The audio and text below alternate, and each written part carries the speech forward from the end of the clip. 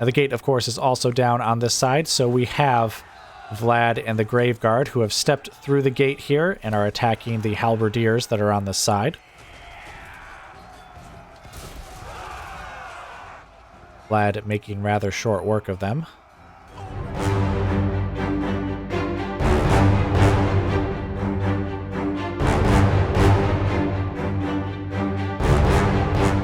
All right, welcome back to the war. So, Vlad von Karstein is currently master of all of Sylvania, but I need to both keep it that way and start taking territory that isn't Sylvania. After considering all my options, basically, here's what I'm thinking I'm going to do. Attack Stirland. Basically, Vlad is going to get out here and take the Moot this turn, and that will kick off a war with Stirland, which has these two settlements over there as well. I was thinking of maybe attacking the ogres first, but they look big and scary, so I'm not sure about attacking them just yet. We'll consider it. To my surprise, we actually had a non-aggression pact with Averland. I assume we started off with that. I say had a pact because they actually just broke it this past turn here. So we now have no non-aggression pact with them. So I'm thinking that what will probably end up happening is we take out Stirland, and then we'll have all this territory nice deep into the Empire where it can easily be taken back by other factions. And then we'll head south here and probably have to take Averland's territory. Now, this will keep Vlad busy for a while and well away from Sylvania. So to try... Oh, and ignore this. he has a quest to get Blood Drinker. But I don't know when I'm going to get to that. But anyway, we need to secure Sylvania so that he can be away for a while, because I'm not too trusting of the dwarves here building up their armies here on the border. Actually, they have another settlement over here, too, that they could easily use to attack us. And same with these dwarves over here, too.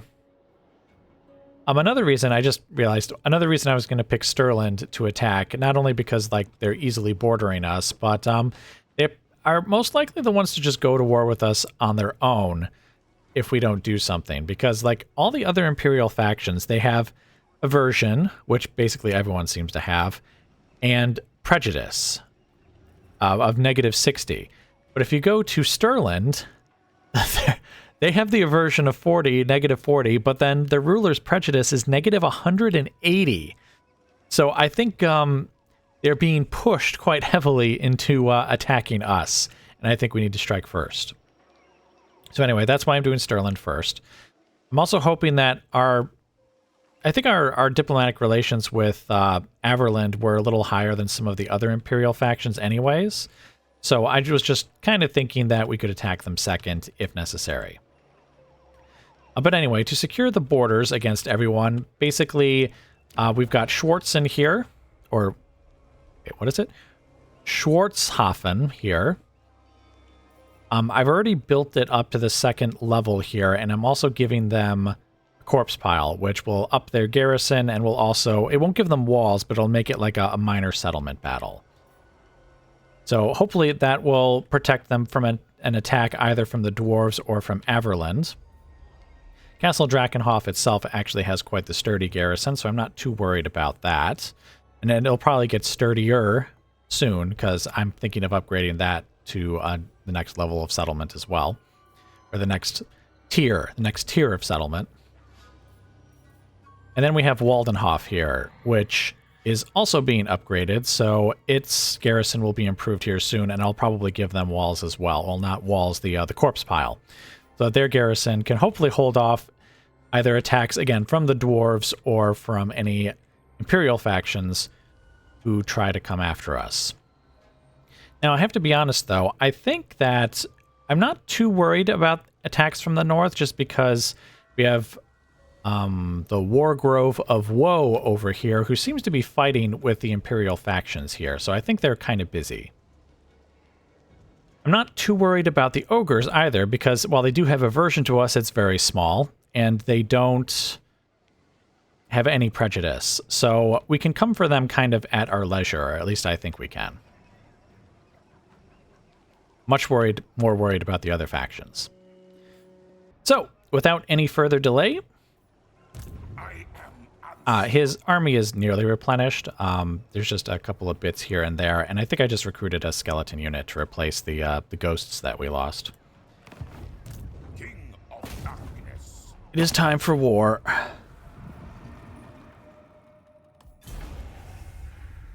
Death and destruction. All right, so our first fight against the living, because that's another thing I have to consider, is that there's no more fighting against our own types of troops. Now we're fighting against Imperial troops. So let's get right into the battle. All right, welcome to the battle. A battle that will be very short and sweet, I promise that. Basically, my grave guards and most of my basically just skeleton infantry units are charging forward here. The spearmen are going on the left flank there, but they're actually not even going to participate in the battle.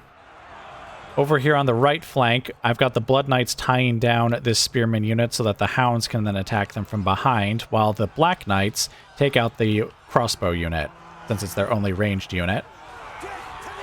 And now our flying units are going to strike from behind.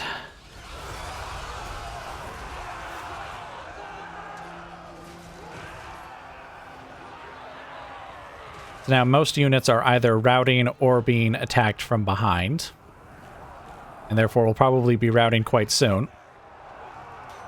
This is something that's a little odd that I noticed during the battle. It seems like units, when they get too bunched up and too close to each other, it seems like they stop attacking each other or have some great deal of difficulty fighting each other anyways.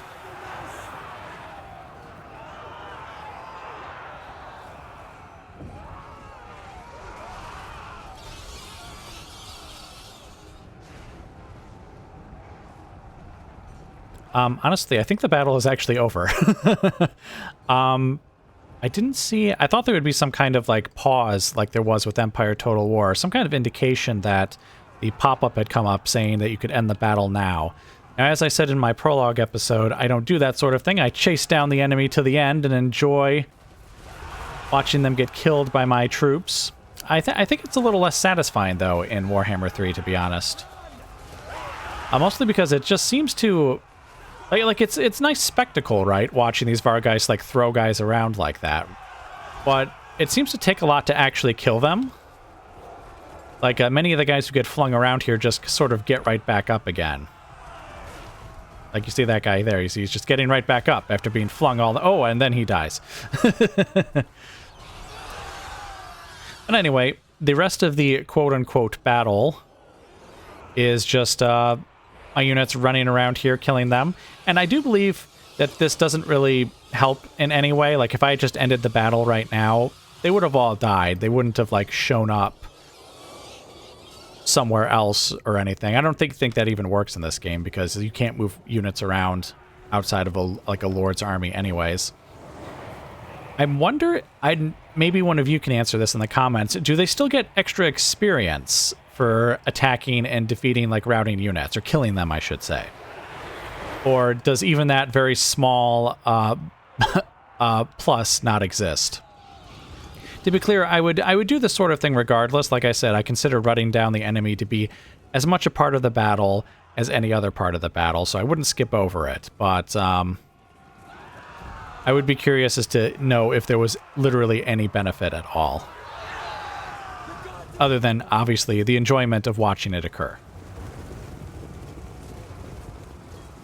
Alright, but anyway, I realize that you guys probably don't want to watch it anymore. Certainly you get the idea. We won the battle, and they're all being run down and slaughtered without mercy or pity. So, I will let you guys go now, and I will see you back on the campaign map. Alright, and just like that, first blood to us. I mean, as we expected, of course. Let's see. Cavalry did a lot of damage, as did our monstrous units. I mean, even the skeleton warriors and the Graveguard killed a few. Alright, anyway. Let's see. I really think I should just be occupying most of these, unless there's a very specific reason, like I want to raise something just so that, like I want to deny it to the enemy, but I don't want to keep it myself, or at least not immediately. Oh, okay, it looks like control is actually starts off kind of neutral. I was actually wondering how that would work for like a new province, because I didn't pay attention to when I was attacking northern Sylvania. Of course, this is also the only settlement in this province, so I guess that might affect things too. Alright, but anyways, I think we'll just recover for a bit, and then we'll have to march out here and quickly start going for the rest of Stirland, as we already discussed. So, that should be it for now, so I will just let you guys go, and I will bring you back as the war continues. Alright, welcome back to the war.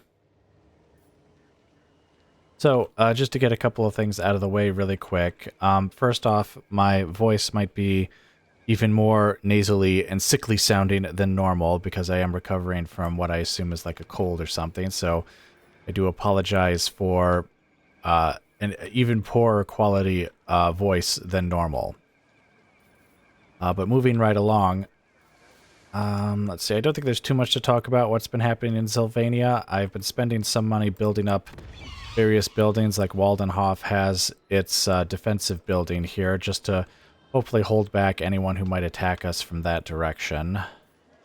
The dwarves haven't really made any moves. Schwarzhofen also has its defensive building here, again in the hopes of just holding back any attacks that might come from this quarter. When I last left you guys, we had just taken the Moot. And as you can see, Vlad is nowhere in sight. And that's because he's actually all the way over at Nuln. And that's the battle we're going to be fighting this turn. We're going to try and take Nuln. Now, if you're wondering how the heck he got there without fighting any battles, or at least any battles that I would show you guys, the answer is that Stirland was destroyed unopposed, or at least unopposed by myself.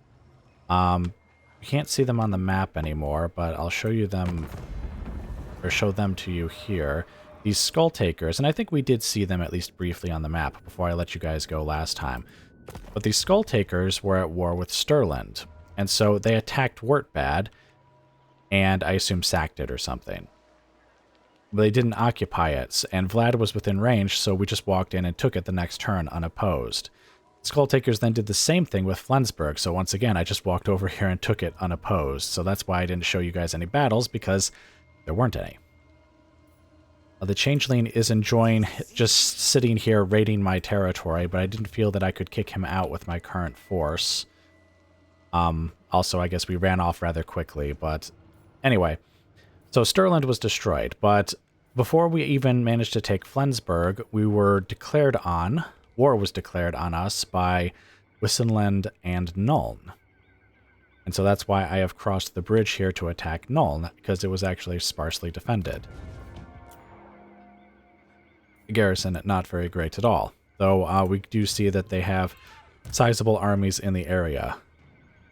Now, I am a little worried about Averland, or at least I was, because I thought they might, try and take Sylvanian, or territories in Sylvania or the Moot or something before I could possibly make it back there with Vlad. But since the Skull Takers are no longer visible to me, and I did see them heading south here, I wonder if they're attacking Averland. I do know that they are at war with them, just as they were with Stirland, as you can see there. So hopefully they'll keep Averland occupied, distracted, while we focus on a war with Wissenland. Or Wissenland and Nuln. I wonder why it's called Wissenland and Nuln. Wouldn't it just be Wissenland, or is Nuln not in Wissenland? Oh, no, it is. I would think that the faction would just be called Wissenland, but maybe there's lore implications there or something. I still have not recruited a second army, mostly because all of my gains are not exactly raking in the money, as you can see. Wurtbad and Flensburg and the Moot make us basically no money. And because of that, well, I guess basically no settlements I have make a lot of money. Castle Tempelhof makes a somewhat decent amount. Castle Drakenhof is making a decent amount. But I don't feel that I could afford another army. And of course, the other reason for that is just my own fault, because I think it was too early to recruit some of these more expensive units, like the Crypt Horrors and the Vargeist. I probably should have been just satisfied with his starting Graveguard units, because I think he had these 3 here. And I think he had the Blood Knights as well. And so then I should have recruited basically like cannon fodder to go with the elite units, if you will. Basically there to take the casualties and then allow the elite units to sweep in and carry the day, as it were. But I guess there's no use prying over spilt milk, as it were. I just hope we don't get declared on by any more Imperial factions before we're done with Wissenland. Or if they do declare war on us, then they attack places that I've prepared for defense, so that we can then have Vlad come back. I'm even hoping if we take out Nuln and Wissenland here in these 2 provinces, we might actually be able to take Averland, especially if the... Wait, where were the Skull Takers? The Skull Takers have been keeping them nice and soft for us. Wissenland actually has 5 settlements, so that's this province in its entirety. And then I think that's this province in its entirety, which... I wonder where Steingart is. I'm assuming it's in here. I guess it could be somewhere over here as well. But I am actually rather concerned about the sheer number of... Well, I mean, it's only 2 armies, but I imagine they've got lots of good units. I mean, I'm seeing some decent units in here, as far as I can tell. Fairly experienced, too, I can't help but notice. And cannons. They've got cannons. I cannot. Alright, but anyway, we need to take Nuln now before these armies come and try and relieve the city. We've only been besieging it for 1 turn. Basically just enough time to build up 2 battering rams. So, here's their garrison. So let's just get right into the battle. Alright, welcome to the battle.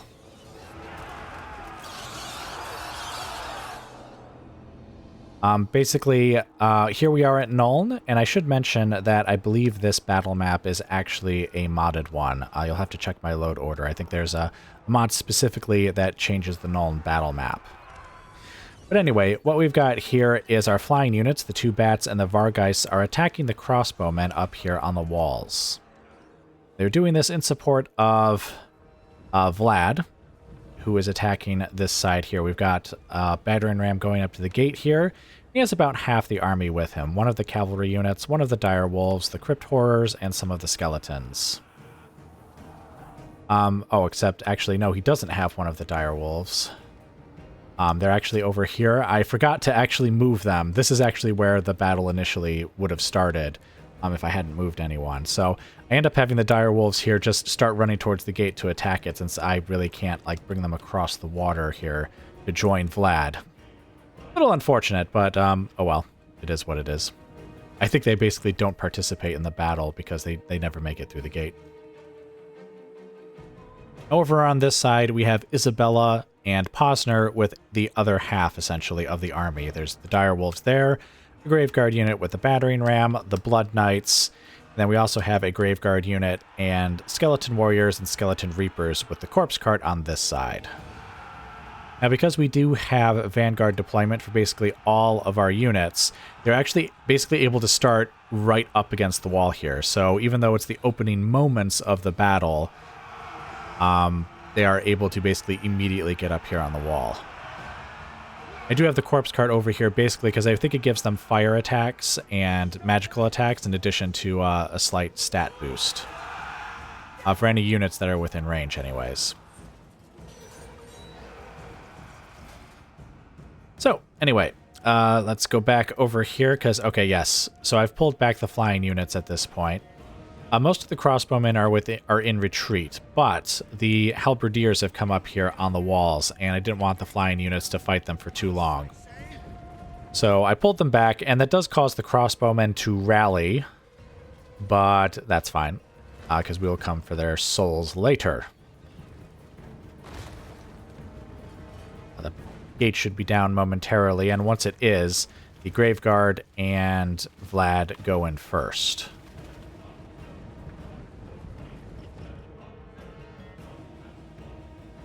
So now just heading back over to Isabella's side to see what they're doing. Basically, it should be more or less the same thing, where the gate has just collapsed, and so the Graveguard are going to pour through here and start attacking these spearmen with shields. And Isabella is going to go over there and charge in there with them. Posner was over here with Isabella, but I actually pulled her off over here, thinking that this side of the battlefield was going to need some more help. So I do not know, is she in the process of running over here, or has she already made it over here?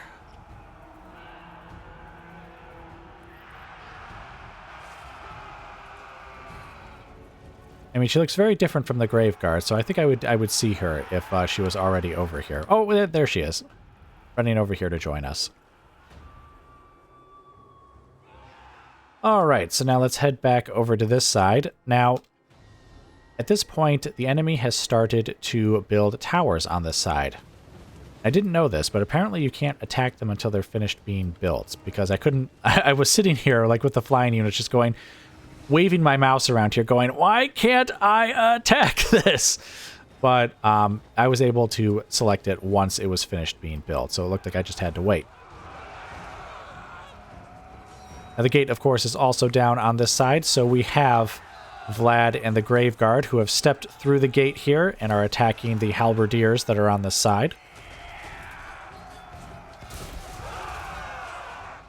Vlad making rather short work of them. Now the crossbowmen have returned. They're actually firing at our flying units, which I haven't yet noticed that, though in a moment I do. And what I do is I end up sending the Vargeist forward here to attack those crossbowmen and leaving the bats behind to attack the tower, which I think the tower just finished being built. Yes, so the bats are now attacking it to bring it down. The Vargeists are charging onto the crossbowmen here. So I do pull them back somewhat quickly because I don't want them engaging the halberdiers for very long. I think they have bonuses against large units, for one, but also the Vargeists have taken a fair bit of damage at this point. So I do, again, pull them back rather quickly. I think I have Vlad cast some kind of healing spell on them, too, as they pass by. This tower is also being built up, as you can see, so the Vargeists are going to end up attacking that at some point as well. All right, now heading over here, I think, yes, more or less at this point, I send... Oh, okay, did you see that frame drop there? That happens actually throughout the battle, just like for a couple of seconds. There's just little drops here and there. But anyway, I send Posner and the Graveguard off the wall and begin attacking the units that are down here. I think we actually end up losing this skeleton warrior unit. They are just taken out by the enemy that are there. But the Direwolves and the Blood Knights are charging in. Basically, we have Isabella and the Graveguard over here fighting with those spearmen. At least I think they're spearmen. Spearmen with shields over there.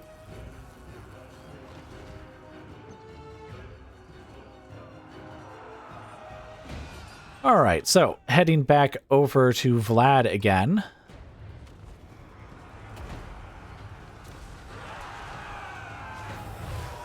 We're struggling to push them permanently away from the gates, because they always seem to have more troops to pour in here.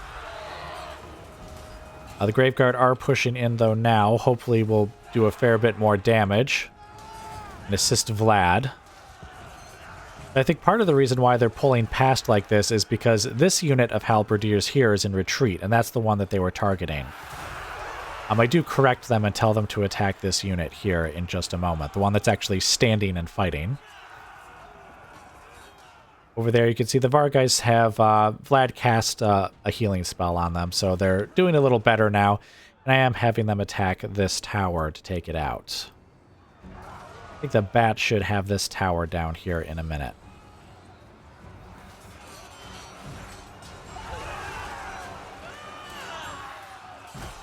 I'm afraid these halberdiers will not stand for very long.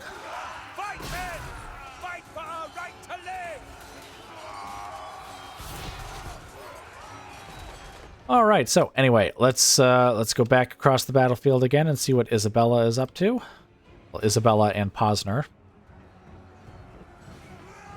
Posner is actually in a very bad circumstance over here. In fact, we actually lose her.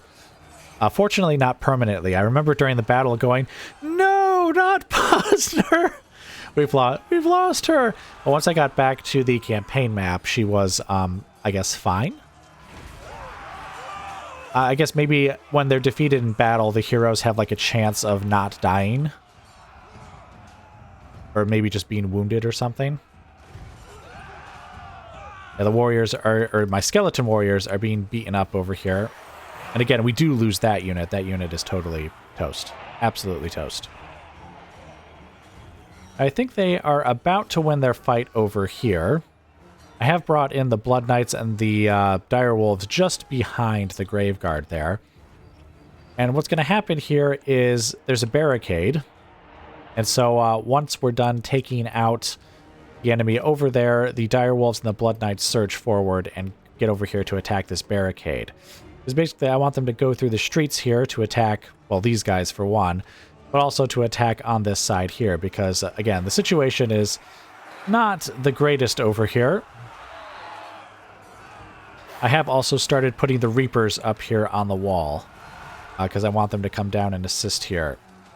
Especially since the Skeleton Warrior unit, as you can see, is disintegrating and is about to be entirely destroyed.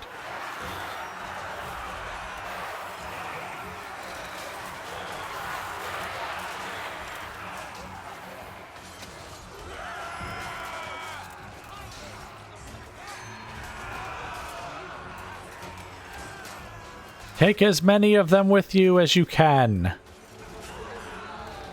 Not that that will be very many. All right, anyway, so heading back over to Vlad, I bet you he has probably won his battle over here. Yes, the gate has been fully taken. Now, there were some crossbowmen units back here that had rallied, but the Black Knights made short work of them, as did the Crypt Horrors as they came through the gate here.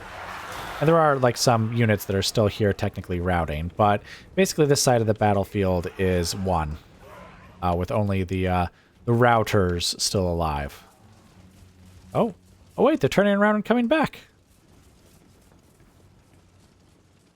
How foolish of you. All right, well, anyway, what I've done now is oh, you see that? Did you see that, like, lightning strike over there in the distance? Well, basically, they've built a tower over there, and so I've grabbed my flying units, my Vargeis and my Bats, and told them to attack this sort of magic tower thing over here.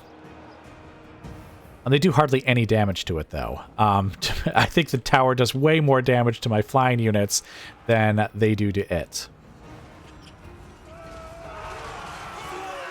All right, I think we've lost Posner at this point. But the enemy is about to be defeated, basically. Because we've also won our engagement over here. Isabella and company have taken that gate, and so, as I said before, the Dire Wolves and the Blood Knights are now attacking this barricade, and they will be through shortly. And once we get over here, that's going to be the end of them. So the Reapers are now coming down from the walls to join the Grave Guard.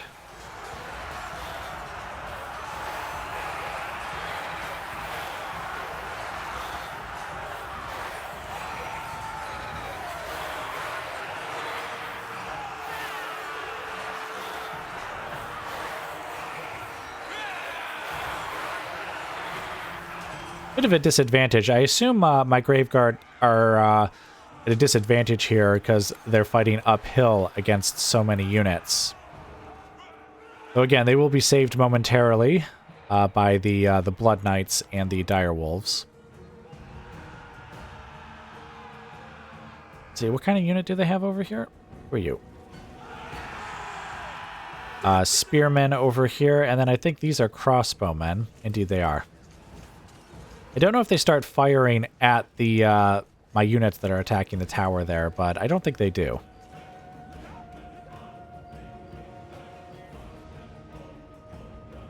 All right, and here come the dire wolves and the blood knights down the street, having destroyed that barricade.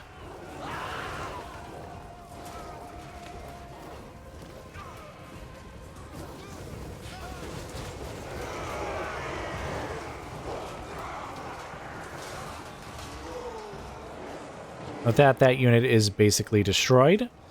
Now, I do end up having them push forward here and attack these guys from behind, but I think it's more or less at this point, yes, you see how they all start retreating? Army losses have taken effect at this point, and so the battle is won. The gods have abandoned us!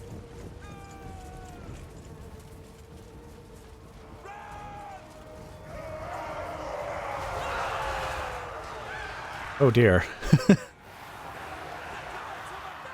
Guys sent to their... Oh wait, is that guy still alive? Well, he is asserting dominance with the T-pose, and actually so is that guy, and so is that guy. So yes, they are very much alive and in control of the battle. That guy is not. Alright, so at this point, again, it's just mopping up the enemy. The battle is already won. I did just want to point out that those direwolves that I said wouldn't participate in the battle, well, they literally just got through the gate. Like, pretty much just as army losses were taking effect. So their contribution to the battle is just going to be to run through the streets here and chew on probably some of these crossbowmen here. But anyway, that looks like that's going to be it. So I'm going to just sit here and watch the Blood Knights kill some more of these guys here for just a bit, but I'll let you guys go now, and I will see you back on the campaign map.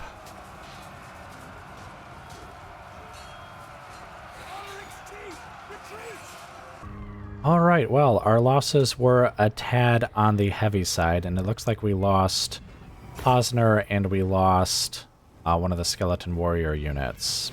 Fortunately, it doesn't look like we lost anyone else, which is great. We are just going to occupy. Oh, we can get the Regiment of Renown. How nice. Rate of Dominance. Oh, I'll have to look at that later. Alright, but... Oh, no, we didn't lose Posner. She's still there. Okay, but we are still short that skeleton warrior unit. Do we have the money? If we have the money, we might as well recruit these guys. Oh, we do. Because I think they're a skeleton warrior unit themselves anyways. Oh, we get a lovely bit of lore, too. Alright, but anyway, I guess we'll have to sit here for at least a few turns. Maybe... Well, I said a few turns, but honestly, after like one turn, our units will be mostly replenished. Well, except for Posner, who is took quite the beating in that last battle. But most of our units will be replenished, or very nearly replenished, I guess. So I guess we could either attack or perhaps be attacked by Elspeth von Draken and Nicholas Huss over here. They certainly have the numbers that they could do that. Alright, but anyway, looks like that's it for now, so I will let you guys go and I will bring you back as the war continues.